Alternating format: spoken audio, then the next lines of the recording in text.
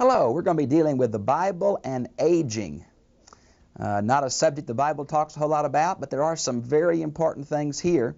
We'll be doing kind of a survey today, so I hope you'll follow with me. If you have one of our outlines, it'll be very helpful to you. If not, you can send for it, and we'll tell you you can procure one. I'm going to be reading an opening remark from the Christian Life Commission seminar called A Future for the Family. It was a symposium back in 1973. I was interested that one of the articles is Hebrew Christian Geriatrics by D.L. Johnson. Listen to what he says, just one paragraph I'm going to read. Our attitude toward aging reflected in our behavior as opposed to our sentimental talk suggests that we recommend the Bible more ardently than obey it. Probably no society among civilized people demonstrates less concern for the aged than ours. We are youth worshipers. We cater to the young, pamper and overprotect them, indulge them, envy them, and make fools of ourselves trying to imitate them. Our highest value is youth, our lowest age. Yet the absurdity of such a turned upside-down value system ought to be obvious. 1 out of 6 of us in the Western world is over 60, and the proportion is rising. And that's a penetrating truth about who we are. Now, you know, cultures differ on how they treat elderly. Oriental cultures highly respect them and serve them in their older years. I guess one of the exact opposites that I'm familiar with would be American Indian culture, where when a person passed the age of productivity or the ability to keep up and serve the tribe, they were simply abandoned to die. I think American culture is somewhere closer to the American Indian. We may not abandon them out in the cold, but we leave them so useless and helpless that quite often the only option is death. The Bible has a word to say to us. I think it's a word that our culture needs. I think I have some practical applications of how we can apply these truths. So I hope you'll follow with me. Let's look at the biblical material if we could. I've divided up into several different subsections, so I hope you can follow along, and I'll number them in case you're taking notes. Number 1, age is a divine blessing for covenant fidelity. And of course the classical passage, I guess, on that is Proverbs chapter 16, verse 31. A gray head is the crown of glory if one is found in the way of righteousness. And there the condition is connected. If one serves God, God gives him a long life. Now, I know there are exceptions to that, and that's not the rule. And we can't make hard and fast rules and Old Testament pronouncements about blessing. But the Old Testament as a whole says that God will bless those physically who serve Him. And that's the place we must start, for the Old Testament is inspired, Matthew 5:17 and following. Now, Genesis 15:15, of course, is God's covenant with Abraham. And one of the things that God promises Abraham is a length of days, which apparently is linked to the covenant. One of the parts of the Ten Commandments says, if we honor father and mother, our days will be long in the land. As an exegete, I'm somewhat divided on how to interpret that. It has been interpreted mostly as saying if you honor your parents that God will give you longevity of physical life. I really think it's talking about that a society that does that to parents will have longevity in the land. But I can't be too dogmatic. There are several other verses that imply that. One of the most astonishing about that, if you keep the law, God will give you long days in the land, comes right before the high holy prayer of Judaism called the Shema in Deuteronomy 6:2. Let me give you several other ones. Exodus 20, verse 12, Deuteronomy 6:2, Deuteronomy 22, 6 and 7, Deuteronomy 25:15, where length of life is connected with keeping some aspect of the covenant. And that chapter 22 passage is on not taking a baby bird from its mother bird. Well, in Job, age is seen as a blessing from God. You might want to see Job chapter 5, 17 through 26, specifically 26. In Psalms 91:14, I want to read a couple of these to you. I think they're really beautiful. 91, 14 through 16. Listen to what God says. Because he has loved me, therefore I will deliver him. I will set him securely on high, because he has known my name. He will call upon me, and I will answer him. I will be with him in trouble. I will rescue him and honor him. With a long life I will satisfy him, and let him behold my salvation. Isn't that beautiful? God's going to be with us and protect us and love us. Boy, I love that. You might see another one is Psalms 92, 1 through 15, especially verses 14 and 15.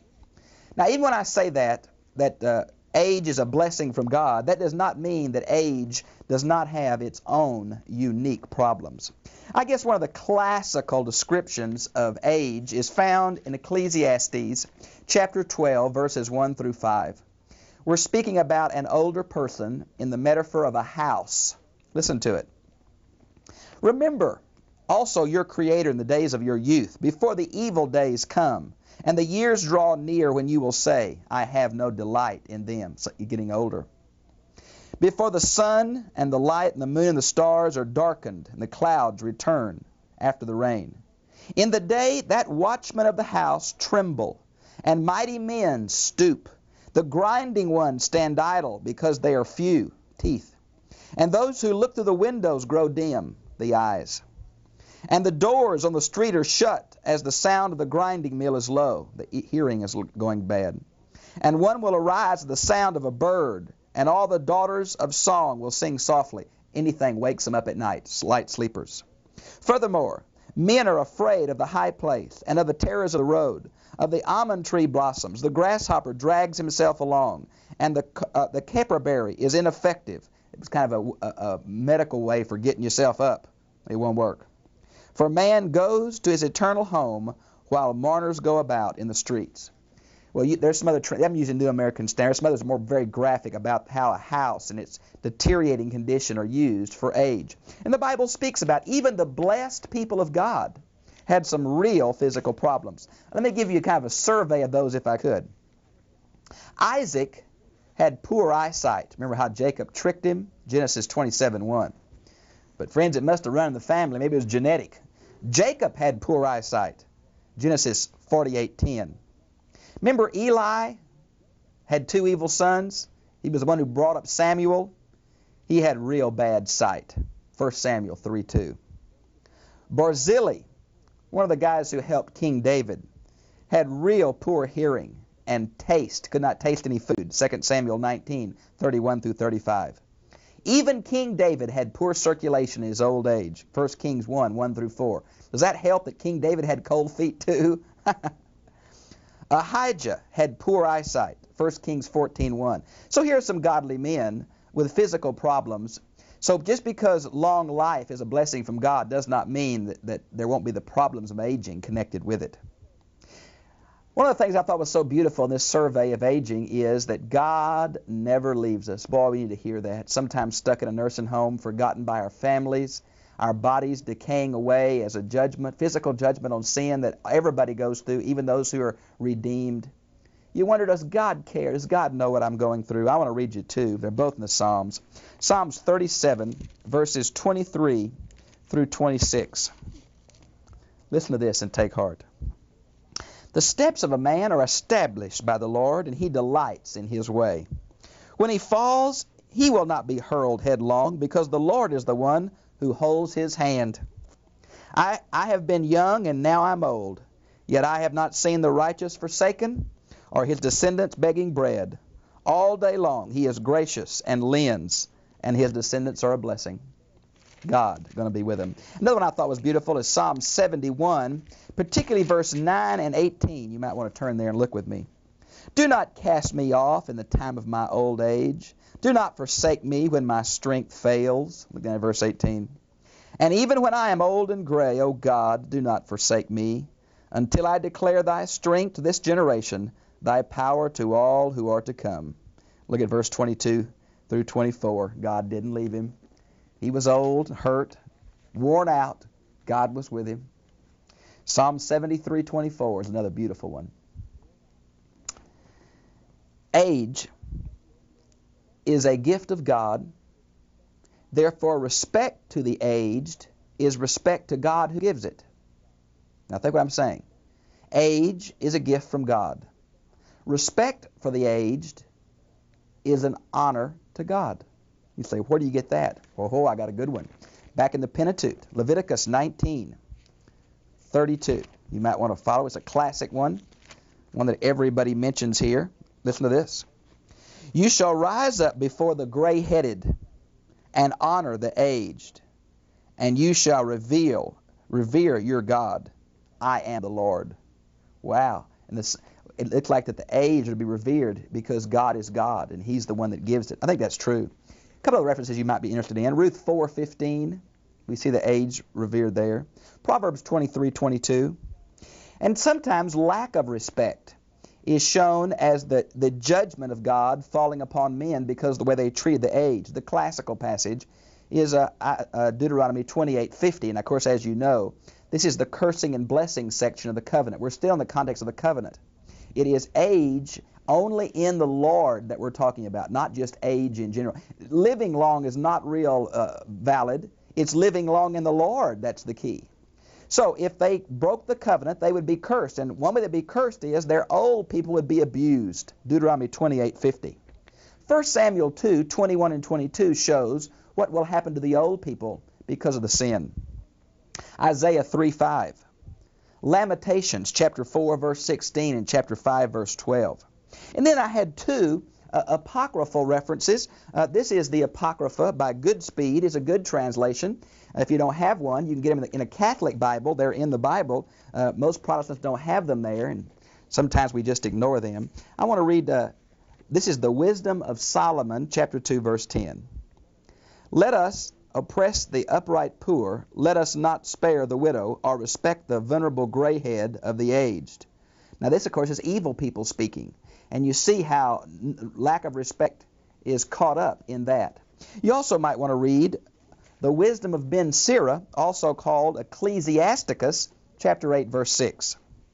Now, because blessing comes from God, and because the longer you walk with God, the better you ought to know Him, it came to be a proverb that those who are older knew God better and were able to discern God's will better.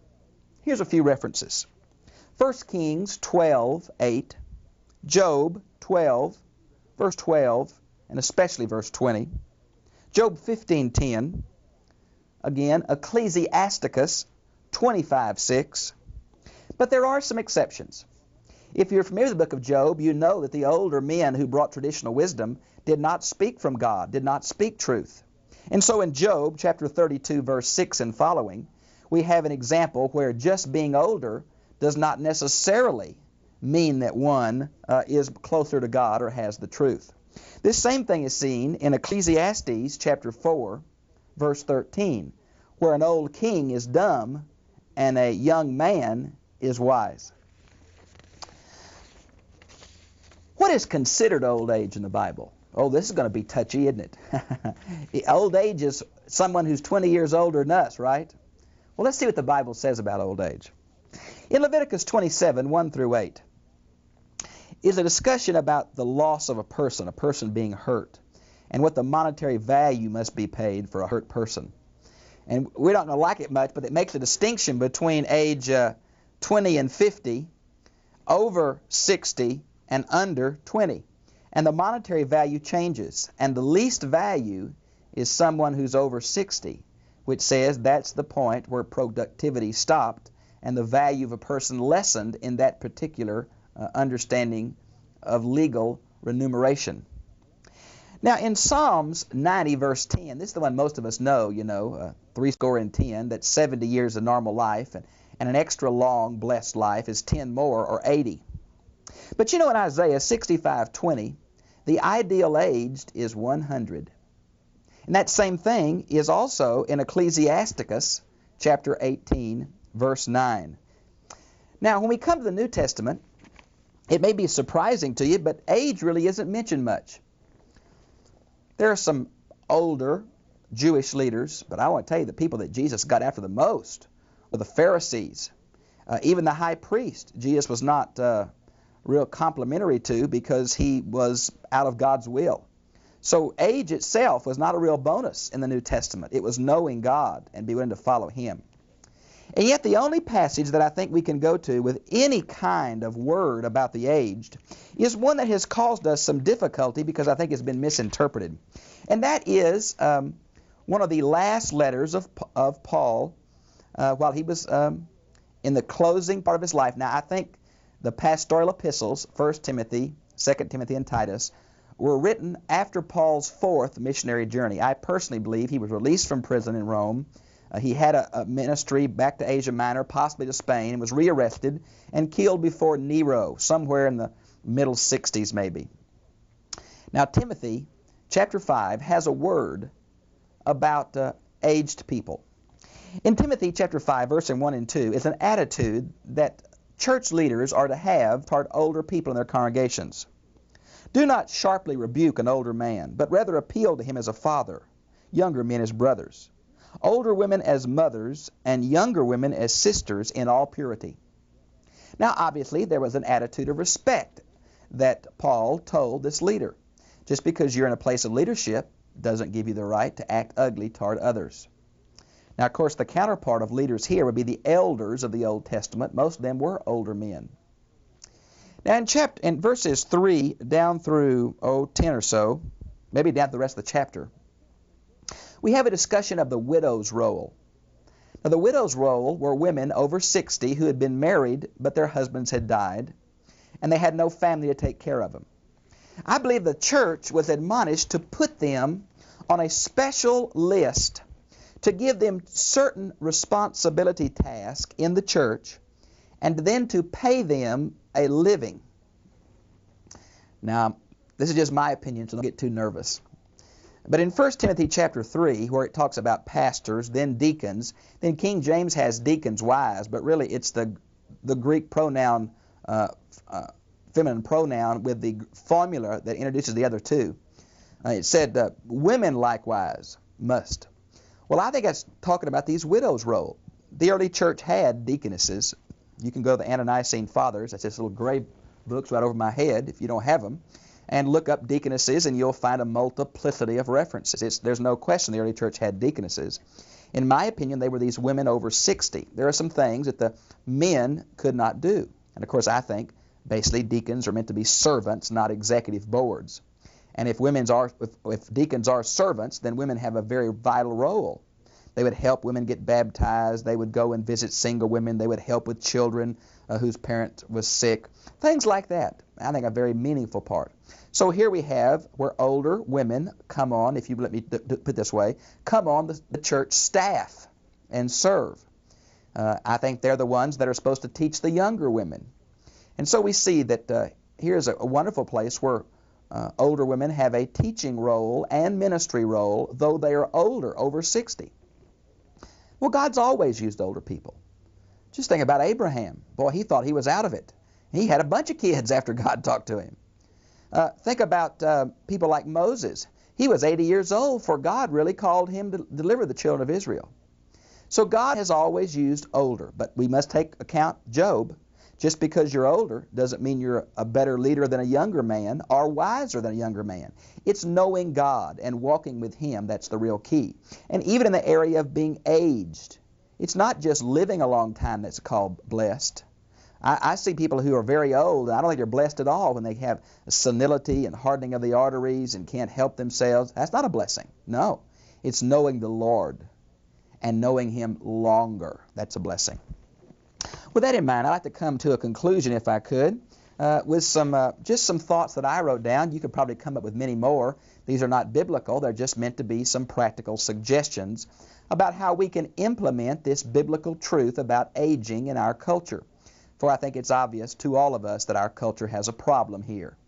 I think we put our older folks away from us because in the back of our mind we know that one day we'll be there. And we're afraid to face that, so we kind of shove them out of the way, ignore them, and that's so unfortunate. Number one, we need to teach our children to respect older people. For folks, you're going to need them knowing that lesson one day. Number two, we need to make a family project of contacting older people in our family. This is especially important on holidays when sometimes older people are really lonely because their families may be gone. And it'll be such a blessing to your kids. I hope you'll do it in person. But if distance and so is such that you just can't get to your own family, older family members, why don't you call them? Why don't you call them right now? Why don't you write them a letter? Why don't you put down on your calendar when their birthday is, when their anniversary, even if one of them is dead. Write them an anniversary card. Let them know you're thinking about them on that very hard day for them. Put them down on Mother's Day or Father's Day, whichever the case may be. Christmas, Thanksgiving. Send them a note. Boy, it'd be such a blessing to them. Number 3, take a trip to an aged neighbor's house with your kids. Plan a trip where your children get to spend time with their grandparents. Grandparents add such an element to the lives of children that parents cannot. It's so good that children are around older people, are able to know about them and understand and still feel good. My last church had a project where the GAs went to a nursing home right across the street from our church, and they adopted some of the older people there who had no family. And the little kids from our church would make things in GAs and take them over to their adopted grandparent. Why, it was the greatest blessing for those older people, and it was a blessing for those kids too. It was really a good idea, I thought. Why not encourage your church to adopt a nursing home? I'm sure your church has many homebound people in it. Why not get the young people, the junior high or the high school, to make an effort to go and serenade them or visit them? Why not adopt a nursing home? A church, adopt a nursing home. Maybe where you would throw them a Christmas party or a Thanksgiving party or whatever. But you're up there and concerned. Maybe have a worship service. Yes, so often we go to nursing home for worship service and then we leave. Oh, no. Have some things during the week. Maybe get involved in the craft program or game program. Let them know you care and you're a part. Let's see. Last thing I was going to mention, friends, this is a matter of time before you're going to be an elderly person, aged person. Now, whether you go back to 60 or 70 or 80 or 100, I got so tickled. The rabbis say that in, I think it's 1 Samuel, where Samuel says, "I'm old and gray." The rabbis say he was only 52 years old. I guess age is a matter of the mind, because David really didn't get old till he was 70. But whether it happens at 52, 70, or 104, we need to plan for that day. It's going to come. Even as we approach middle age, we realize there are many things we couldn't do we used to could. That's going to be more and more true. Let's plan for it. Let's prepare for it, not only emotionally but physically, not financially. Let's begin right now to think about some biblical concepts as we plan for age. And I'll tell you what, I think it's great that we think about stewardship when it comes time for us to make a will.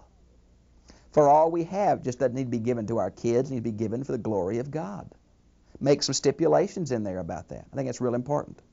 I guess in American culture, one of the things that's been a great tragedy to me as a pastor is to see older people save and save and save all their life to time of retirement to be together and do things. And if we're not careful, when older people retire and change their lifestyle, if they don't keep exercising and keep active and keep involved, they usually die very, very quickly. And all they saved up for and all they dreamed and all they planned just becomes empty for one of them. So I would say to you, if you're getting older, still plan on exercising. Plan on what you're going to do. Plan on the trips you're going to make. Be active. Don't sit in that chair in front of that TV, but do some things, and you'll live much longer. And you say, well, I just want to go home. Usually when one person dies of a married couple, the other one just gets so discouraged. But God's left you here for a purpose. You really can be a blessing to people. You can be a blessing to your grandkids. If you don't have them, you can be a blessing to your neighbor kids. You can be a blessing to the children of the church. Make it your effort to go and get involved in someone's life in a very meaningful way with their children. God's left you here. Don't give up. You'll be going home soon enough. That's real important. So plan for those days. I think in America, one of our greatest areas of poverty is in the area of our older people. As a church, we need to think about that. We need to give part of our budget to a regular food supplement. And if there's something in town like Meals on Wheels, support them with money and with volunteers. This is a real important area we need to think through, biblically, not culturally, because our culture is sick. Our culture is sick. The Bible, being an Oriental culture and being the inspired Word of God, has some real points for us. Most of it's in the wisdom literature. By the way, who were the sages? Who were the older people who had walked with God? There are three sources of inspiration. There is, like Moses, there is the prophets, and there is the sages. And the sages would be wise men who have lived long enough with God to squeeze some practicality out of life. Most of our truth about aging comes from them. But I think it's very interesting. You know, the rabbis even say that Solomon, when he was a young man, wrote Song of Songs, passionate love. When he was a middle-aged man, he wrote Proverbs, how to train your children in society. When he was an old man, he wrote Ecclesiastes. Have you read Ecclesiastes? Well, it wasn't real pleasant. He just kind of got bitter. Don't become bitter. If you're an older person watching me, get up. Get out there for Jesus. Do what you can. Don't sit down. Be active till he takes you home. If you're a young person, respect those who are older. Listen to them. They're not always right, but they most of the time have a good word. Pray for them. Love them. God will bless you. I've enjoyed being with you. Have a good day.